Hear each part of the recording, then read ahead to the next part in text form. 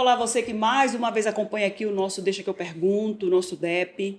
O assunto de hoje é um assunto que me causa muita sobriedade acima de qualquer coisa. Essa sobriedade é com relação às brincadeiras que eu sempre tiro, né? Aquelas risadas que a gente sempre dá durante as entrevistas. Hoje eu não posso conduzir essa conversa sem trazer toda a dor e sofrimento que o suicídio causa para quem fica e toda a dor e sofrimento que o suicida passa durante o percurso da vida dele. O mês é setembro, setembro amarelo, que é o mês de conscientização e combate ao suicídio. E eu estou conversando hoje com o Dr. Everton Helder, vou conversar com ele agora, PhD em Psicologia pela USP, mestre em Educação pela UFAM e docente de graduação em Psicologia.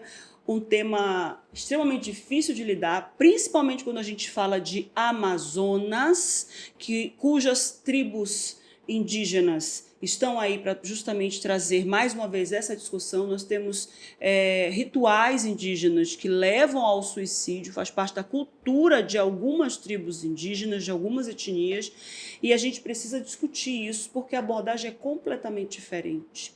Eu conversei com uma amiga, Dr. Everton, antes de mais nada, muito obrigada por ter vindo mais uma vez. A gente já vai entrando com os dois pés, né, nos peitos dele. Tudo bem com o senhor? Tudo bem. É um privilégio mais uma vez estar aqui com você. Eu conversei com uma amiga que me confessou que quase chegou a tirar a própria vida, e nessa conversa que nós tivemos, ela me disse: Márcia, na realidade, o suicida ele não quer se matar, ele quer por fim a dor que ele sente, ele não quer acabar com a vida, ele quer por fim a dor. Qual é o fundamento? Procede isso ou isso foi uma situação dela isolada? Como é que funciona isso na cabeça de uma pessoa que quer tirar a própria vida, doutor Helder? Eu posso fazer um preâmbulo? Faça um preâmbulo. Em 1994, nos Estados Unidos, o Mike M., de 17 anos, ele começou a fazer a manutenção daquele Mustang amarelo e pintou inclusive de amarelo. Quando ele terminou, a família não tinha a mínima ideia do sofrimento daquele garoto, não é, daquele adolescente. E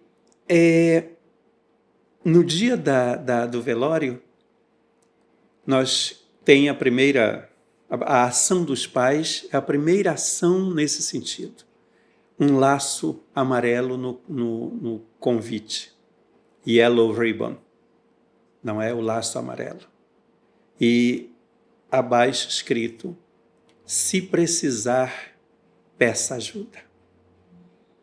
Aí, em 2003, a Organização Mundial de Saúde vai e transforma em o Setembro Amarelo, no Brasil em 2013, se eu não me engano, pela Associação Brasileira de Psiquiatria. O Mike pegou o carro e bateu contra uma árvore. Sim, né? Ele usava um Mustang amarelo, todo mundo da escola, lá nos Estados Unidos, quem faz 16 anos pode ter carro, todo mundo da escola acompanhou a reforma do Mustang dele, e ele, infelizmente, deixou uma carta para os pais, né, dizendo que ninguém se culpasse. Que ninguém se culpasse, não tinha nada a ver com ninguém, era uma coisa que ele sentia que ele queria fazer, e ele acabou se matando, batendo com o Mustang numa árvore. E aí vem aquela questão. O que leva alguém, Márcia, a pensar que não cabe mais no mundo? Porque a grande questão é essa. A grande questão é: eu não estou mais cabendo no mundo. De que olhar é esse que essa pessoa lança sobre si mesma em uma baixa autoestima tão imensurável, em que ela não consegue perceber sequer que caminho os outros poderiam ter? E ela só vê um único caminho: eu preciso acabar com essa dor, porque é a dor de viver. Então, não viver vai acabar com essa dor. Só que quando alguém comete algo dessa natureza, o mínimo de 6 outras pessoas sofrem o que nós chamamos de sobreviventes. Nossa. Nós vamos falar depois na questão da pós-venção, não é? Mas exatamente isso que tua amiga disse. Eu não estou cabendo no mundo, né? Eu não consigo mais me vir transitando nesse mundo da forma como eu transitava. Eu não consigo mais me perceber pertencendo a mim mesmo, pertencendo a um grupo, pertencendo à minha família, pertencendo ao meu grupo de amigos, enfim. As pessoas se isolam, Márcia. Só que o mais preocupante não é o isolamento que ocorre, não é a solidão, é a solitude antes disso. Uma solitude em que esse outro brinca, esse outro gargalha, esse outro é o palhaço da turma, esse outro, sabe, de uma forma exacerbada. Para silenciar a voz do suicídio. Para silenciar a tristeza dele. A tristeza. A depressão. O senhor sabe que eu preciso fazer uma parte antes de a gente partir para os dados, para os números. Sim. Houve um momento da minha vida e hoje eu estava pensando isso hoje, fazendo café, né, arrumando as coisas para sair de casa e vir para cá, para a rede, e houve um momento da minha vida e hoje o meu maior controle é a ansiedade. Então eu digo para o meu marido, eu não vou mais viver com nada que me cause ansiedade. Então eu tomei várias decisões para que eu não passasse mais por isso. Sim. Né? Eu quero uma vida pacífica e uma vida que eu não sinta aquele bolo no estômago, aquela angústia, aquela agonia. E houve épocas em que eu não sabia o nome disso, em que eu vivia dentro de mim numa discussão infinita. A discussão de eu tenho que fazer alguma coisa para evoluir no meu estudo, a discussão de eu tenho que arrumar mais um emprego, a discussão de que eu tenho que aprender a lidar melhor com os meus pais, porque que os meus pais estão passando por isso, onde eu não conhecia a autorresponsabilidade e eu me sentia a autora de solucionar vários problemas.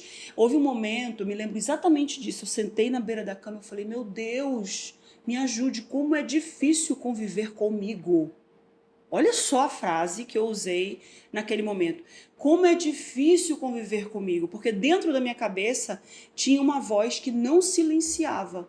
Uma voz que exigia que eu fosse melhor profissional, uma voz que exigia que eu fosse cada vez melhor filha, uma voz que exigia que eu fosse uma melhor amiga, que exigia que eu fosse uma melhor estudiosa, que exigia que eu fosse uma pessoa que ganhasse melhor, que ganhasse mais. E aí, hoje eu olho para aquela voz lá atrás, depois de muita terapia, depois de muito estudo com relação à ansiedade, angústia, tudo aquilo, e depois do que eu passei no ano passado, né? Não sei em que momento você está vendo aqui essa entrevista, mas eu tive um desafio na saúde que me trouxe muita reflexão. E aí eu comecei, não quero ser a mais poderosa, não quero ser perfeita, não consigo dar conta de tudo, não consigo fazer tudo, não consigo ser igual aquela pessoa lá da rede social, não consigo ganhar o salário que fulana, cicrano ou beltrana ganha. Eu quero viver a minha vida com paz e tranquilidade. Acabei de dizer, inclusive, aqui eu falei pro meu marido, amor, resolve isso para mim? Mas, amor, não, sou uma covarde, não quero resolver isso. Não, mas cadê a mulher empoderada? Não sou empoderada, não sou. Não quero resolver isso, não vou resolver isso. Resolve isso. Se tu não for resolver isso, eu acho outro jeito para resolver. Sabe assim, o delegar a responsabilidade e não eu assumir nos ombros a intenção de fazer tudo e de resolver tudo. Isso me trouxe paz. É interessante, sim, é interessante você falar isso. Sabe por quê? Porque o mito de Atlas, ele não é mito e atravessa o tempo por nada. Né? Qual é o mito de Atlas? Atlas foi penalizado pelos deuses para carregar o mundo nas costas. Por isso que essa vértebra, segunda vértebra, chama Atlas. Não é? Por causa desse movimento. E o que você me coloca, também está me colocando, o quanto você se autocobrou, porque esse é um dos elementos que está muito presente nesse contexto das ações autodestrutivas, não é? Então, a pessoa se cobra a tal ponto que com o somatório da cobrança que vem do externo, isso se torna algo impressionante. E o olhar dela sobre ela passa a ser distorcido. Exato. Eu tenho que fazer isso, eu tenho que fazer isso, eu tenho... E sempre no sentido do quê? A Márcia tentando sempre corresponder àquilo que ela acreditava que os outros queriam dela. Exatamente isso. Não é? É o que eu chamo, na minha perspectiva de clínica, na clínica dos 3 olhares, Márcia, esse olhar sobre o olhar do outro acaba me levando a desenvolver ações e atitudes, uma conduta completamente extemporânea. E aí eu passo a me cobrar cada vez mais, eu tenho que ser isso, como você falou. Eu tenho que ser isso, eu tenho que ganhar isso, eu tenho para corresponder. Mas corresponder a quem? Onde a Márcia ficou em tudo isso? Onde essas pessoas que atentam contra si mesmas, onde elas ficaram? Onde elas se perderam delas próprias, Márcia? Em que momento? Que contextos vários são esses? Onde, por exemplo, um adolescente que eu atendi no plantão psicológico aqui em Manaus, ele diz assim: tio, eu tenho uma vida que muitos dos meus colegas aqui até invejam. Eu não gostaria que nenhum deles passasse pelo que eu passo. Eu chego, mãe, eu tirei 10, não faz mais que sua obrigação. Mãe, eu tenho que fazer tal coisa. Perfeito, vá, faça, mas faça da melhor forma. Pai, o senhor lembra a última vez que o senhor me deu um abraço? Eu tinha 5 anos de idade, eu estou com 16. Você percebe as várias dimensões? Por isso que nós falamos sempre que suicídio ele é multifatorial. Ele não tem uma causa única. São vários fatores que estão presentes. E é preciso que nós estejamos muito atentos. E o profissional da psicologia mais atento ainda, porque ele precisa sair do seu conforto teórico. Eu tive um professor de português, né, porque a gente já estava fazendo escola superior da magistratura, pós-faculdade e tudo, que um gênio, acho que é Malheiros o nome dele, não me lembro agora exatamente. Malheiros. Que descobriu que tinha câncer. Sim. E deu um tiro no peito. Ele não quis nem se tratar. Ele não suportou a notícia e acabou se matando. Qual é o índice, quais são os dados do suicídio hoje no Brasil, no mundo? No mundo são a média de 700 pessoas a cada 40 segundos. 700 pessoas se matam a cada 40 segundos. 40 segundos. Meu Deus do céu. Para você ter uma ideia, entre 2002, se eu não me engano, salvo o maior engano, 2002 e 2016, a taxa entre 15 e 19 anos, que é a faixa etária que mais suicida, é de 15 a 26 anos. Ou seja, em plena produtividade, em plena possibilidade de ser produtivo. Era de 3,6 no Brasil.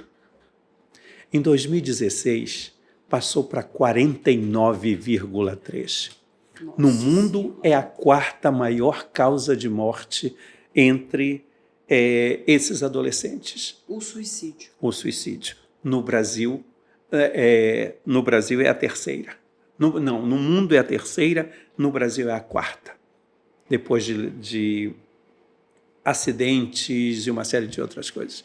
Então, para você observar o quanto lá na Idade Antiga, em Roma, era algo interessante, mas só os nobres poderiam suicidar.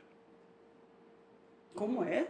Só os nobres poderiam suicidar, porque era um orgulho aquele que se matava por um bem comum. Sim. Né? Perdiam a vida pela Aí honra, pela lealdade. Entra a Igreja Católica, entra a religião, e na Idade Média proíbe. É contra a lei de Deus. Porque os romanos, eles eram politeístas, Sim. né? Então, eles não acreditavam num Deus único, Não. eles tinham vários deuses. Não. E aí, na concepção deles, isso era meio que uma lealdade, Sim. era mitológico. Na Grécia era algo também que era tido como Tanto que, algo nobre, nobilíssimo na realidade. tanto que Sócrates, né? Sim. Se matou com cálice de cicuta. Aí é que vem uma grande questão e que eu gostaria de E perguntar Sêneca para as também se matou. pessoas que estão nos assistindo. As pessoas se suicidam ou são suicidadas? Ai, doutor, eu acho que são suicidadas. Porque a são- pior dor que alguém são pode contextos, ter... são contextos, são vários contextos de que não autocuidado é esse, de que elementos são esses outros. É um transtorno psiquiátrico? É a depressão? É o borderline? Borderline é aquela pessoa cuja personalidade é uma personalidade que está em uma linha limítrofe, não é? É uma linha limítrofe. Ele pensa como neurótico e age como sociopata, ou pensa como sociopata e age como neurótico. Então, ele não está enquadrado em nada. Ele é uma indefinição. Mas existem aqueles que não estão conseguindo, Márcia, lidar com o dia a dia. O dia a dia se transformou em um grandiosíssimo sofrimento. E aí vem a questão.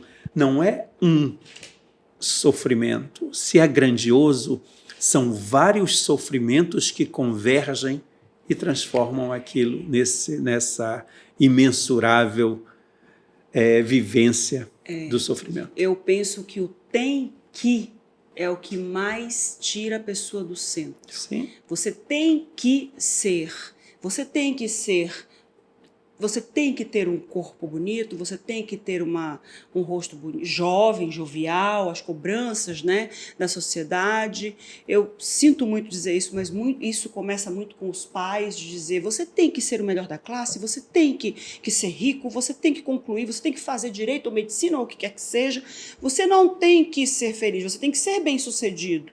O dinheiro é que move o mundo, o dinheiro é a bola do mundo. E aí aquela criança, ela vem com aquele pensamento do tem que dos pais e leva isso para a sociedade naquela memória, me corrija se eu estiver errada, naquela memória do tem que, e aí fala, não, mas eu tenho que ser um bom profissional porque o meu chefe exige isso, eu tenho que ser porque a sociedade assim o quer, eu tenho que tirar 10 porque senão eu não consigo tal certificação. É um tem que a vida inteira. E aí, na hora que você, porque nós é que somos os responsáveis, na hora que a gente se conscientiza que eu não tenho nada, eu não tenho que fazer nada, mas eu vou pagar o preço por isso, né? Mas eu não tenho que nada. Eu posso escolher o que eu quiser ser, na hora que eu quiser ser. Mas a expectativa que as pessoas colocam sobre nós e que nós acabamos absorvendo como é assim que eu tenho que ser, é o que tortura a pessoa. Eu acho que a dor psicológica ela é a pior dor do mundo. Sim. Não tem remédio que cure uma dor psicológica, exceto a tua consciência e os teus atos. Exatamente. E você conseguir se observar. É você se olhar no espelho, Márcia, no sentido de o que aqueles olhos que estão no espelho dizem dessa pessoa que está se vendo. É você se colocar na frente do espelho não apenas para ver se tem uma ruga, se tem um cabelo isso, um cabelo aquilo, se tem uma gordura mais, uma gordura menos, mas o que aqueles olhos que estão no espelho dizem dessa pessoa? Se o olhar não está disfuncional. Sim. Se você e não geralmente é o olhar sobre si mesmo. E o olhar sobre si mesmo hoje na contemporaneidade está distorcido exatamente em virtude do quê? Desses vários eu tenho que realizar. Eu tenho, e mais uma vez, já falei isso aqui uma vez, e mais uma vez, a fatídica busca por aceitação e respeito do outro. Você não tem que ter aceitação e respeito do outro, porque aceitar o outro e respeitar o outro devem ser as chaves da educação doméstica. E aí eu te pergunto, que educação doméstica é essa que nós temos hoje, no sentido de valorizar esse outro, de que esse outro possa se autovalorizar, não autovalorar, mas autovalorizar-se, no sentido de conseguir ter um espectro no olhar mais amplo, sabe? Para além do sofrimento, para além e se perceber no próprio caminhar. Ver a vida como um presente de Deus para a execução de coisas nobres e não para um saco sem fundo de coisas que você precisa ter, é ser na essência, eu acho. Eu acho que é isso, não é, Everton? É aquela busca, né? A busca contínua de... Porque hoje, depois desses anos de psicologia, eu não pergunto mais para um cliente, por exemplo, quem é você? Mas como é ser a pessoa que você se tornou? Nossa Senhora, essa é que é a grande pergunta. Não é? Essa é que é a grande pergunta. Quando eu pergunto quem é você, vem apenas justificativas. Eu não sei, nem ele sabe, ele não sabe responder. Não, e vem justificar, eu sou assim porque o fulano disse que eu sou assim. Não, o e fulano... normalmente eles dizem teres e não seres, Sim. né? Eu sou advogado, eu sou pai, eu sou... Não, isso aí é o que você tem um diploma, você tem uma posição na sociedade, eu quero saber exatamente como é ser você, é diferente. Né? Sim, é a grande questão, não é, Márcia? Nós precisamos ter... O que são grupos vulneráveis? São grupos que estão alocados em determinados nichos e que eles não conseguem lidar com as situações que ocorrem. Nós temos a adolescência. É triste hoje dizer, mas o que está aumentando a questão do suicídio? Onde está aumentando também? E isso tem causado um impacto bastante alto. Infância e terceira idade. Nós temos, Márcia, nós temos crianças hoje se matando por não conseguir ser aquilo que pai quer dela na escola. Você sabe que quando eu estava na redação, trabalhando na redação lá da TV Norte, a gente puxava o boletim do IML. E um dos boletins, eu corri lá na redação, a gente precisava saber o resultado de um dos homicídios, né?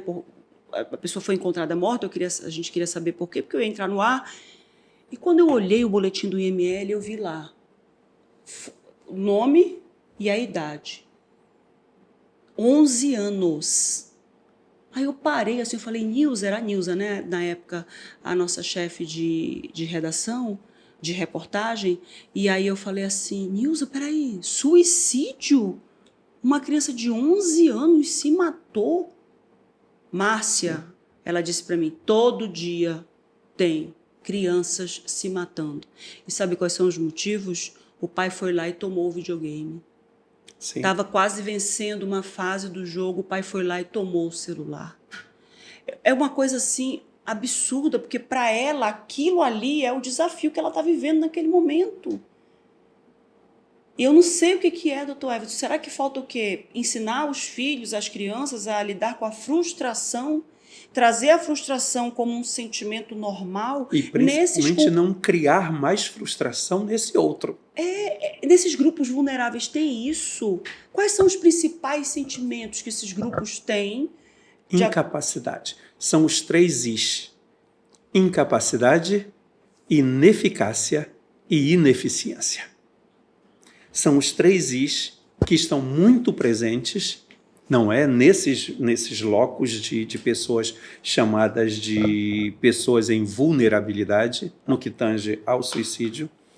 E como eles não conseguem, Márcia, realizar os seus enfrentamentos, eles continuam, é contínuo eles se sentirem-se incapazes, inclusive incapazes de amar-se a si mesmos e, consequentemente, não terem mérito para serem amados pelos outros, entra o primeiro D, o desamparo. Eles entram em desamparo.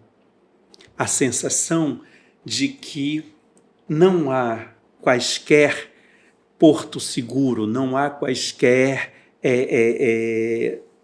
possibilidades de eles saírem daquela situação, eles se sentirem não amados, eles se sentirem menosprezados, eles se sentirem infelizes. Conforme o tempo vai passando, entra o segundo D, a desesperança. Nossa. Eles não veem mais no final do túnel uma luz que eles possam pensar assim, puxa vida, existe uma luz no final do túnel, eu consigo chegar lá. Existem tantas portas que podem ser abertas. E enquanto eles vivenciam isso, as circunstâncias vão fazendo com que essa pessoa adentre cada vez mais. E chega um momento que ocorre o terceiro D, que é o desespero, e ela atenta contra si mesma. Nossa, Deus! Quais são os sinais que as pessoas emitem nesses 3Ds? Nos 3Ds, no desamparo, é aquela tristeza infinita. É um olhar que não diz mais absolutamente nada a não ser a tristeza e a apatia, que muita gente confunde com depressão. Sim. Que muita gente acha que quem comete suicídio está em depressão, estava deprimido. E tristeza não é depressão. Então tem gente que se mata que não tem nada a ver com depressão. Não tem nada a ver com depressão. Não tem nada a ver com borderline, não tem nada a ver com... Eles simplesmente estão em desamparo, eles estão numa completa desesperança, eles não conseguem mais observar um caminho por onde seguir. O único caminho que eles conseguem perceber é o de acabar com a dor, como tua amiga falou. Eu não estou mais cabendo no mundo. Então, se eu não estou cabendo no mundo, para que continuar aqui? E, além disso, várias situações que ocorrem concomitantemente, ou seja, simultaneamente, levando até obrigando esse outro a ficar cada vez mais down, a ficar cada vez mais, adentrar cada vez mais nessa tristeza. Se isola. Aí vem aquele isolamento e detalhe. O que chama atenção que impacta no suicídio é a capacidade que esse outro teve de dizer não à vida. É isso que impacta. Como assim? A vida mesmo é difícil, nós temos que seguir adiante. Ele diz não, não me interessa mais. Não me interessa mais ir em busca de um sonho, não me interessa mais ser feliz, não me interessa. Eu não quero mais. Então ele sai da solitude para a solidão, que nós já discutimos uma vez aqui. Sim. Para essa solidão, que é uma solidão infreme, é uma solidão imensurável, é uma solidão com a qual ele não consegue mais lidar com o entorno. Até uma fresta que tenha na sua parede, por onde entra um raio de luz do sol, ele consegue levantar e tampar. A vida se transformou num grande buraco negro. Nossa, que dor terrível, né? Não é? E, além disso, temos bullying, nós temos uma série de outros fatores que agravam cada vez mais essa situação. Doutor Everton, a gente chega num momento, a gente enxerga esse momento em que os pais viram e falam, o que você tem? Mas o isolamento e o silêncio, ele impede, inclusive, aquela pessoa que está nessa primeira fase do silêncio, né, da apatia, de falar, ele não consegue mais se comunicar. Então não é só uma questão eu estou tentando falar com ele, mas ele não responde. Eu vou lá, eu pergunto o que ele tem, mas ele não consegue responder. É que ele não é mais capaz de responder, Sim. capaz de lidar com ninguém. Ele não se sente mais capaz de responder. A vida passou a ser um lago sereno. Por dentro está borbulhando, embaixo borbulha de vida, mas ele não consegue mais mergulhar e perceber a vida lá embaixo, né? Aquilo que está fluindo. Eu tenho muito receio, Márcia, quando eu pergunto para um cliente meu, se você fosse um relevo, você seria o alto de uma montanha, você seria um lago sereno, ou você seria um vale? Um vale. Eu tenho muito receio desse segundo. De que ele vai responder, né? A serenidade. Se você está optando por um lago que é sereno, significa que você não está conseguindo ver a vida que borbulha? A vida que está te chamando? A vida chama, a vida clama por cada um de nós.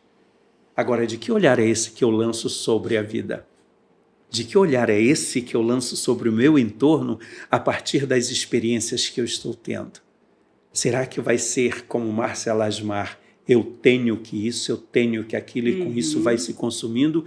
E quando Márcia percebe que esse eu tenho que fazer isso, eu tenho que fazer aquilo, é que provoca todo o processo de ansiedade que ela tem.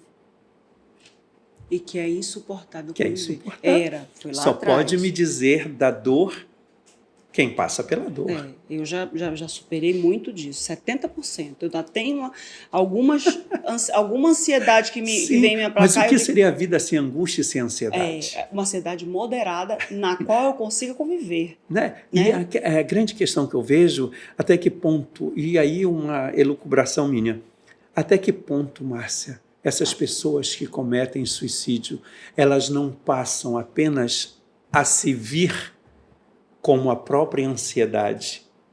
Elas passam a ser a própria ansiedade. Elas não são mais elas próprias. Elas perdem a identidade. Sim. Elas param de se identificar como uma pessoa. Elas se identificam como uma emoção. Elas param de se vir. Elas passam a ver o mundo sob um espectro completamente opaco. Quais são os sinais que os familiares precisam enxergar? O senhor já disse um aqui, que é a apatia, a tristeza. Sim. Muitas das vezes, Márcia, é interessante observar, como eu também já falei aqui anteriormente, que algumas dessas pessoas, elas se tornam alegres de uma forma exacerbada, elas tem uma necessidade premente de estar sendo vista pelo outro. O Whindersson Nunes é um exemplo disso. Sim, né? E ele próprio confessa. Comediante, teve que se internar por causa de depressão. Sim, ele já, a depressão está muito presente, está. Mas a autolesão no adolescente é algo que pode caminhar para algo mais grandioso. Porque ele quer se matar ou porque ele perde a medida? Eu não me machuco por nada. O que leva esse adolescente a se machucar? Do que nós estamos falando? De que intencionalidade é essa que nós estamos falando, Márcia? Não é a questão por que você se corta, mas como é para você utilizar de uma gilete para se cortar? Aí ele vai te trazer. Quando você pergunta o porquê, ele justifica. Porque isso, porque aquilo. Quando você pergunta o como, ele vai precisar refletir para te responder. E aí ele vai trazer os vários elementos que estão colaborando para que ele haja daquela forma. Nós temos casos no mundo que evoluíram da autolesão para o suicídio. Não é? Nós temos o isolamento, existe esse isolamento, existe aquela alegria exacerbada, mas também, muitas das vezes, e o que é preocupante, quando algo que deveria ser um fator protetivo, chamado religião, acaba sendo um dos elementos a lançar mais culpa nesse outro que, em vez de ser esse fator protetivo, torna-se um fator de risco. De desespero. Eu estava conversando com uma amiga minha, não vou dizer nem a profissão nem nada, que senão não vou dizer quem é, a pessoa vai ser identificada. E a gente tem muita familiaridade, toda pessoa tem familiaridade com algum ente querido que tem um conflito, né? Sim. E eu já mencionei aqui várias vezes, eu tenho um conflito, né? Uma divergência, não sei se é essa palavra, com a minha mãe. A gente tem uma dificuldade de relacionamento muito grande. E eu estava conversando com ela, tudo isso, e aí ela me solta. Não, porque a mamãe também, ela também tem uma dificuldade de divergência, uma divergência com a mãe dela. Porque eu já tentei, Márcia, eu já fiz de tudo. Aí eu fui lá no meu líder espiritual, ela falou o nome do líder espiritual, a representação do líder espiritual dela na religião dela, e ele me disse, mas você não pensa que um dia ela vai morrer? E quando ela morrer, você vai parar de conviver com ela? Nem todo sempre ela vai estar aqui. Você não pensa nisso? Eu falei, opa, parou. Me perdoe, mas eu não aceito mais ninguém que me coloque uma culpa numa situação que a pessoa não participou, que a pessoa não está enfrentando comigo, e principalmente alegando o dia da morte do fulano no qual eu estou em divergência. Por quê, doutor Everton? Porque se parar para pensar, qualquer parente, por mais que você tenha dado toda a atenção do mundo, no dia que ele morre, você vai se debruçar no caixão e vai dizer, meu Deus, por que eu não cancelei aquele almoço que eu fiz com os amigos para poder encontrar, vamos dar um exemplo aqui, pai e mãe, por que eu não fui naquele dia? Só que as circunstâncias da vida te levam por caminhos que você vai se afastar um pouco mais do seu pai e da sua mãe, e que você não controla. Aí o padre vem, falei, enfim, desculpa. Eu já ia até dizer assim, isso está me parecendo discurso da religião católica que vem desde a Idade Média. Não faça isso porque você pode ir para o inferno. Você vai para o inferno, porque você não tem culpa. Claro que a pessoa tem culpa, claro que a pessoa queria ter uma vida melhor, mas infelizmente o julgamento da religião é um julgamento voraz. Sim. Faz com que aquela pessoa ache que se você não olha, cuidado, tu vai para o inferno, senão tu vai no purgatório. E quando tu vai para o inferno, foi isso que me fez um respeito maior, porque eu tenho muitos padres, inclusive o padre Fábio de Mello, que é uma pessoa que eu respeito muito, que ele uma vez disse, mas ele fez uma ressalva, mas é o seu pai, mas é sua mãe, mas é seu irmão. Ele fez uma ressalva, vou inclusive dar para vocês colocarem o link aqui embaixo, como se ter esse grau de parentesco eximisse você de qualquer responsabilidade psicológica no trato com o outro. Porque eu sou pai e mãe, eu posso fazer o que eu quiser e você, por ser filho, pode me perdoar de tudo. Então, é um pai e uma mãe que abusou de você violentamente, fisicamente, ou um pai que abusou de você sexualmente, aí ele fica velho. Aí lá no asilo ele vai dizer, eu tenho filhos, mas eles me abandonaram, porque só se ouve um lado da versão da história. E aí aquele filho é obrigado a responder, a perdoar, porque senão vai para o inferno, porque o perdão... Não, Jesus veio ao mundo, Jesus disse, dê a outra face, mas você não é obrigado a sentar na mesa de novo com seu inimigo. Não querendo dizer que pai e mãe é inimigo, não é isso. Mas infelizmente tem pai e mãe que realmente o é. E aí ela veio com essa história, eu falei, parou com isso. Qualquer religião que me coloque culpa, eu me afasto. Porque eu sei qual é o meu percalço para tentar lidar com aquilo. Mas é o papel da religião, né? O papel da religião é colocar culpa para te manipular à la volonté, como diz o francês, não é? É a forma como eles têm de manipular a massa. É implementando culpa. Aí a mulher tem quase 50 anos, mais de 50 anos, e ainda sofre, e o padre lá naquela ladainha de sempre. Infelizmente tem discursos que realmente causam um sofrimento danado. Sim. Sabe, eu defendo aqui a religião católica, foi onde eu me criei, minha base, respeito, mas alguns, não são todos, alguns padres, infelizmente, eles têm um discurso. Uma vez eu estava na homilia, o padre virou e falou, por que os homens que são casados querem largar as mulheres, olha isso na homilia, querem largar suas mulheres, se envolver com outra mulher, nem sabe se a mulher não é uma divorciada, com 3 filhos. Não é uma divorciada. Cara, eu olhei para o meu marido, eu falei... O preconceito é impressionante. E ali naquela homilia tinha divorciadas, mulheres que foram separadas, às vezes o marido que separou, com 3 filhos, como se a mulher fosse uma condenada. Eu fiquei estarrecida, doutor Everton, estarrecida, mas tive que me calar, né? Então, assim, isso a religião católica traz muito. Pois é, só abrindo um parênteses. Várias religiões, porque eu não me calei na hora da homilia, na igreja de São Sebastião, eu fui convidado a sair da igreja. Mentira. Sim.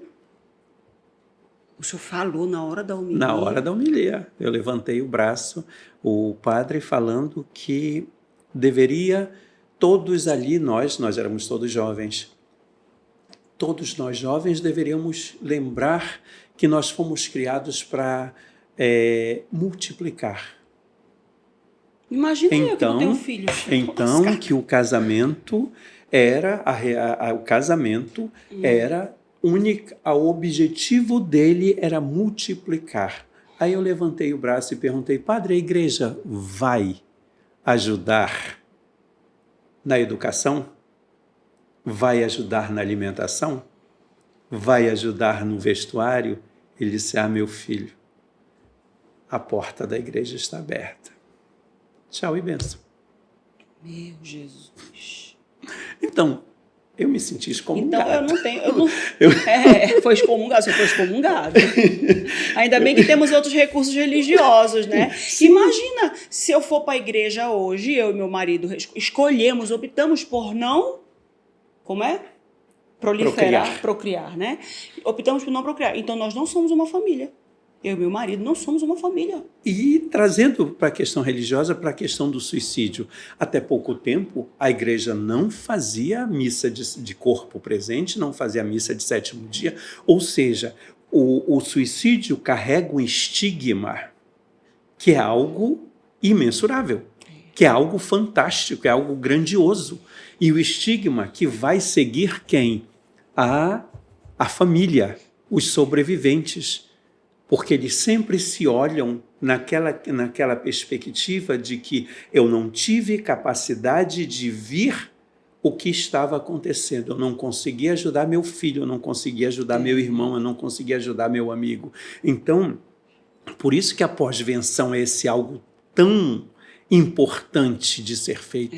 Mas para isso os profissionais, principalmente de psicologia, precisam ter uma excelente formação.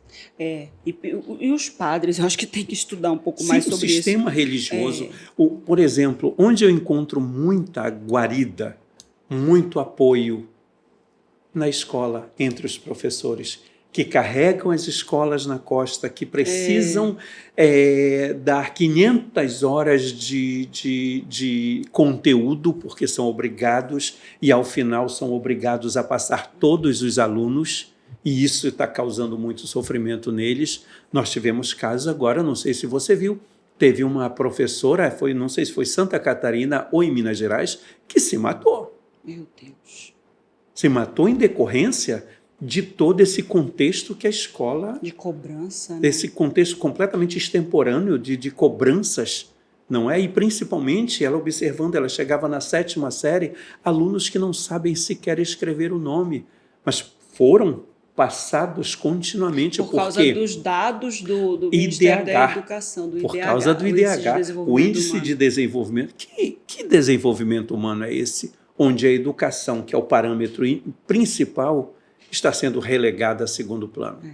Então, isso está causando sofrimento. Existem professores que estão se matando, existem professores que estão desenvolvendo uma série de transtornos em virtude disso. Meu Deus. E os coitados já têm apostadoria menor por causa disso, porque é realmente extenuante. Já tem um salário ínfimo. Ínfimo, absurdo. Enfim.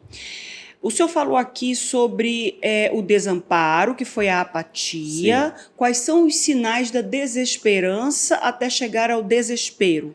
Quando essa apatia se transforma em solidão. Quando esse outro não consegue mais levantar, não quer mais sair do quarto, não quer mais tomar banho, não quer mais fazer absolutamente nada. No desamparo, ele ainda faz, de uma forma forçada, mas faz. Na desesperança, não ocorre mais quaisquer ações no sentido de algo dele para com ele mesmo. Ele para de tomar banho, Sim. para de arrumar o cabelo, para de arrumar a cama, não tem mais força para fazer nada, porque não tem mais motivo para levantar. Não tem motivo. Não tem mais esperança. Não existe mais quaisquer possibilidades de um vislumbre de algo. É a questão, Márcia. O desamparo, ele está embasado onde? No presente. Esse presente não me é nada saudável, mas de alguma forma eu vou tentar fazer alguma coisa. A desesperança é a inexistência de futuro. é a inexistência de futuro.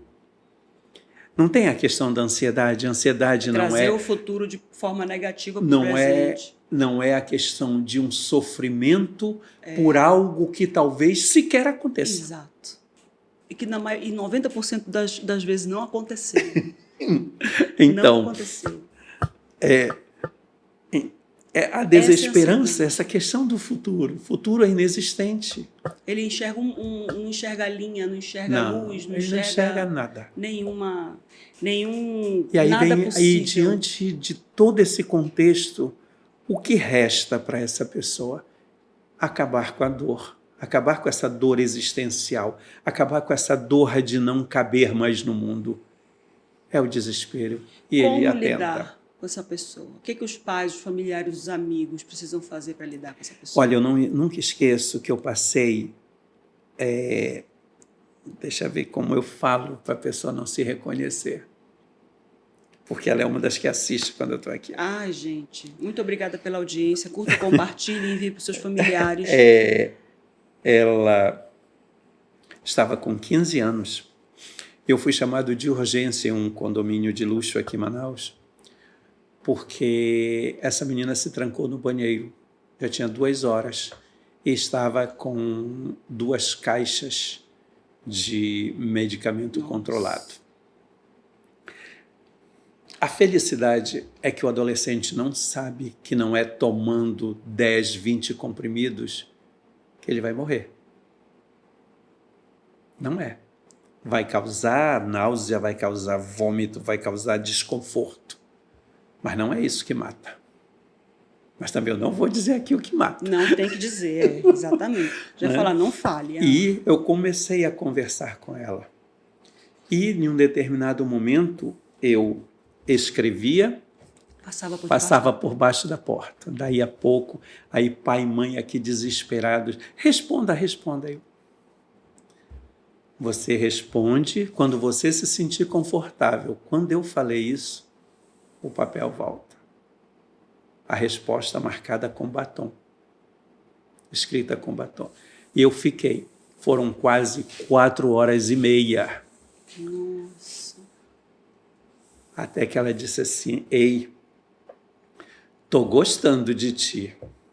Eu disse, olha, aí eu coloquei, é um privilégio para mim. Eu também estou gostando bastante de conversar com você. Você é muito inteligente. Você é uma das meninas mais inteligentes. E olha que eu nem te conheço. Aí ela, kkk. Eu disse, chegou a hora. Você gostaria de me conhecer? Ela, claro. Mas eu não posso, eu não tenho a visão de raio-x do super-homem. Você tem algum dote da Mulher Maravilha? Aí ela, kkk, não, tá bom. Pá, a porta destrava. Graças a Deus. Eu fiquei até arrepiada. Foi 4 horas. Ela ficou 6 horas no banheiro. 2 horas ela já estava lá.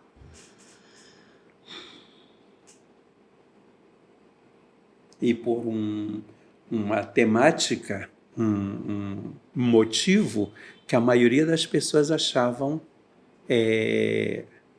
simplório. Fútil. Pai e mãe acharam fútil.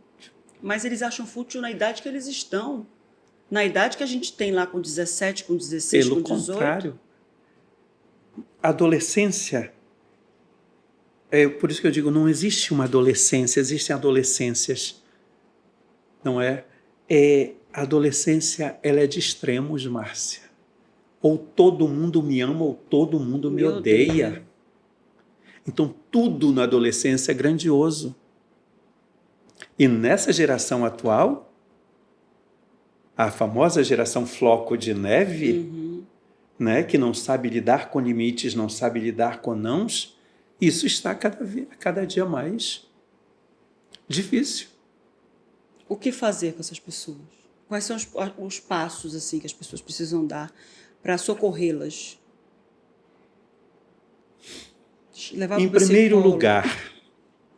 Em primeiro lugar, eu creio que a sociedade precisa de informação.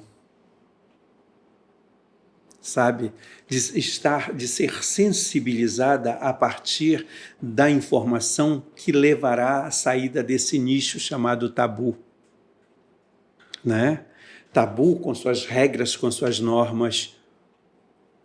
O segundo, a partir desse momento, propiciar que você vai reconhecer de onde eu estou falando isso, né? Primeiro, a informação que leva a uma interiorização dessa informação, gerando um olhar mais educativo sobre o mundo. Então, é informar, educar para transformar. Eu acho que você conhece isso, não é? De có e salteado. De trás para frente, de frente para trás. A gente está no Amazonas e quem está acompanhando essa entrevista precisa saber que nós temos alguns povos, né? Os nossos irmãos culturais, que tem um lidar completamente diferente quando a gente fala sobre vivência, sobre a família e principalmente pessoas que enxergam no suicídio como um ritual. Nós estamos falando dos indígenas, os nossos povos indígenas. Eu estava conversando com o Dr. Everton, que meu marido ele faz voo, né, para o Distrito de Saúde indígena, e ele já chegou várias vezes lá em casa contando histórias estarrecido. Existem algumas culturas que pregam o ritual do suicídio, faz parte da cultura deles. Alguns indígenas se matam para que a tribo seja, ou a comunidade seja abençoada pelos deuses, né, da floresta, com uma boa produtividade, por exemplo. Dando um exemplo para vocês, se algum desses indígenas morre e eles não conseguem enterrar, os familiares começam a se matar. É a tribo dos suicidas, a tribo do veneno. E isso é uma característica cultural. Fora isso, nós temos os indígenas que são alcoólicos e os indígenas que não conseguem, de forma alguma, se identificar ou ter esse pertencimento numa cultura que não está mais isolada, que está vivendo em sociedade e que traz neles essa falta de identificação. Como que o psicólogo lida com o indígena? Como eu já havia colocado, a necessidade da psicologia não reconhecer, mas conhecer toda uma cosmologia onde sociedade, cultura e história de cada um desses povos precisam ser conhecidas. Nós precisamos dessas informações. Não adianta você chegar lá e tentar implementar algo a partir dessa psicologia que você aprende na universidade. Que vem de sociedades como a americana, a francesa, enfim. Não tem. Você precisa, na cosmologia, o que eu acho maravilhoso na cosmologia indígena é no que tange a questão da compreensão do corpo. Meu corpo é território, meu território é meu corpo. Então, do que nós estamos falando? De que ligação com a terra? O Papa me perdoe, Pachamama, por mais que ele esteja no alto da sua sabedoria, ele condenar o que os povos originários chamam de Pachamama, ou seja, a minha terra-mãe, a terra é minha mãe. Uhum. São os valores, essas pessoas foram criadas, se desenvolveram em uma sistemática axiológica, ou seja, uma sistemática de valores que a qual pertencem e da qual nunca vão se separar. Mas no momento em que eles vêm para a civilização, eu tenho uma ressalva muito grande. Será que nós somos mesmo civilização? Quem é o civilizado nessa história toda, né? Quando ele vem, por exemplo, quando jovem, há 2 anos atrás, eu fui convidado pelo Ministério da Saúde para desenvolver atividade, que eu vou agora para São Gabriel da Cachoeira, para Santa Isabel do Rio Negro, com 12 horas de barco, Nossa, né, uma aventura. para trabalhar com profissionais de saúde, com educadores acerca do manejo e intervenção do suicídio, não é? Nos povos Então eu indígenas. fui, e tem as comunidades e as representações lá também. Só que em São Gabriel da Cachoeira, em Itabatinga, que foram os 2 polos para onde nós fomos, Sim.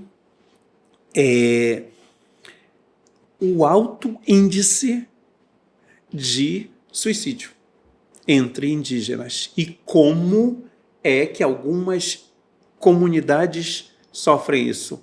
Digamos que nós aqui no estúdio somos de um povo, somos dessa comunidade.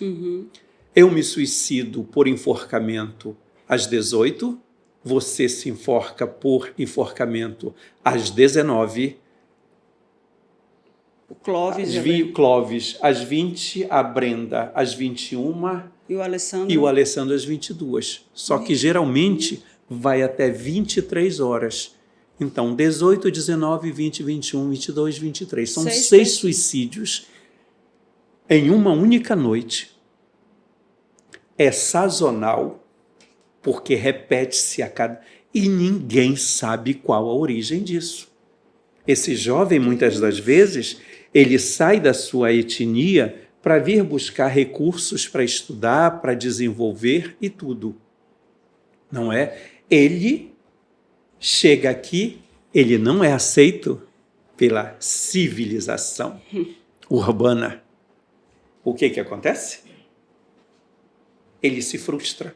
Nós temos dentro da universidade jovens indígenas que precisam de acompanhamento psicológico exatamente por esse olhar de preconceito e discriminação contra eles. A taxa de suicídio entre os indígenas foi 3 vezes maior do que a população em geral no período de 2010 e 2020? A 2020. 3 vezes maior, 3 vezes. Muito alto esse número. Entre os Guarani, isso é algo muito presente. E vai dizimando a cultura. Porque, por exemplo, a tribo do veneno, cada membro da tribo do veneno, que já é uma tribo muito reduzida, com um ritual extremamente exclusivo, único, você perde completamente aquele traço da cultura. Sim. E aí, por que a FUNAI tem tanta preocupação nesse caso, né? Meu marido teve que voltar às pressas para pegar o corpo de um índiozinho que tinha, de uma criança indígena que tinha sido picado por uma cobra, tinha sido picada por uma cobra, a criança, e teve que correr para trazer de volta para a comunidade, porque 2 já tinham se suicidado, enquanto não trouxesse o corpo do índio, Sim. do indígenazinho. É cultural. O que é o ritual do Quarupi? O ritual do Quarupi é o ritual de homenagem aos mortos, independente de como morreu. Sabe? Eles têm esses rituais. Então vamos valorizar cada um dos ritos, cada uma dessa mítica, né? Vamos trabalhar no sentido de formar profissionais que tenham um olhar mais abrangente sobre a vida, que eles fazem parte da nossa vida. Eles são pessoas tanto quanto nós. E ter entendimento. Eles têm que ter o entendimento. E aí eu digo sempre que você não precisa explicar as coisas. Você precisa compreender a forma como esse outro vive, o modo de ser desse outro. E respeitá-lo. E lembrando, resgatando aquilo que eu falei, esse jovem indígena vem para cá, não se reconhece. Mas quando ele volta para a comunidade, ele está utilizando a melhor calça jeans, ele tem todo um contexto da cidade.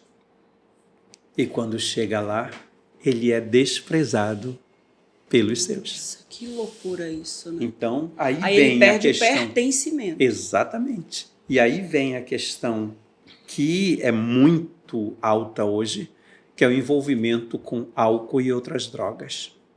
Os indígenas são extremamente alcoólicos. Um número bem alto tem um de percentual alcoólatras. Bastante alto. Nossa.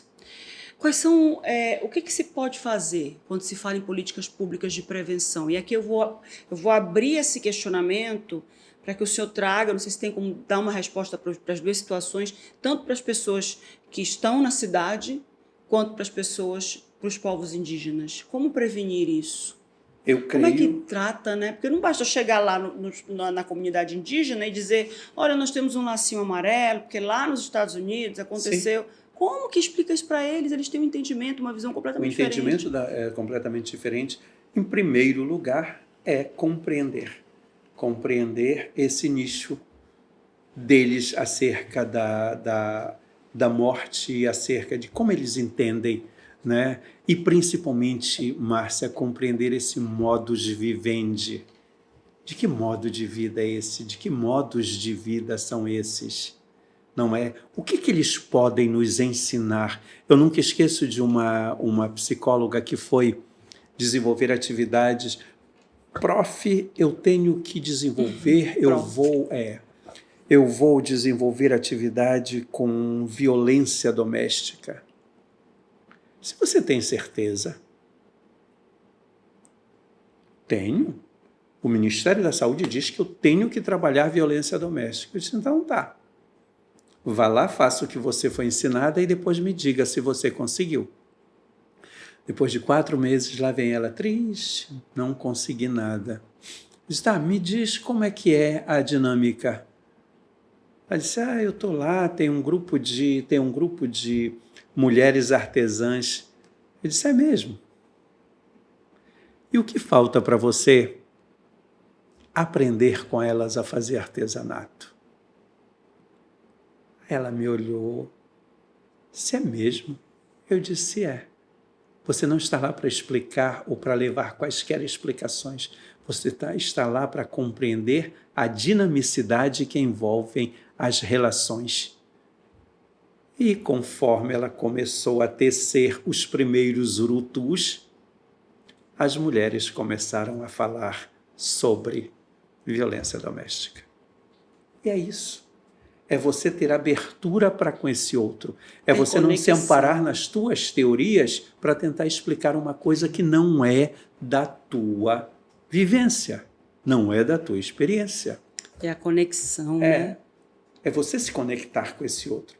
E conectar não de uma forma superficial, mas você se trazendo não como obrigatoriedade de desenvolver um trabalho, mas o teu dever enquanto profissional de conseguir perceber que tanto você quanto esse outro são aprendizes da vida. É sempre tão bom recebê-lo aqui, gente. Eles acabaram de me dizer ali que tem mais de 1 hora de entrevista já, e isso acontece pouquíssimas vezes aqui no DEP, viu? E na maioria das vezes quem está falando sou eu, que eu nem deixo. Vocês podem ver que ele fala bastante, que eu deixo ele falar.